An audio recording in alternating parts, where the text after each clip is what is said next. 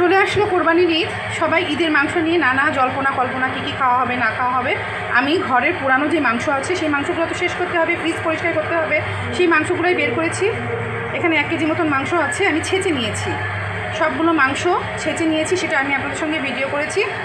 ছেঁচে এবার ম্যারিনেট করব। কি করব, মাংসের সব ধরনের মশলা দিয়েছি। মাংসের মশলায় দেখুন পেঁয়াজ বাটা, আদা বাটা, রসুন বাটা, এই হচ্ছে গিয়ে দিয়েছি শুকনা ঝালের গুঁড়ো, এই হচ্ছে গিয়ে জিরা গুঁড়ো, আর দিব একটু গরম মশলা গুঁড়ো, লবণ, এই দিয়ে করে দেব সিরকা এবং সয়া সস দিয়ে মাখা। সিরকা এবং সয়া সস দিয়ে মাখা। ওরে বাবা রে, মাথার মধ্যে দিয়ে ঘাম পড়তেছে, তাতে মাথা চুলকায়। গরম ব্যাপার, ওই ঘামায় যখন এইখানে চুলকায়, মানুষের ভাবে হুকুম না।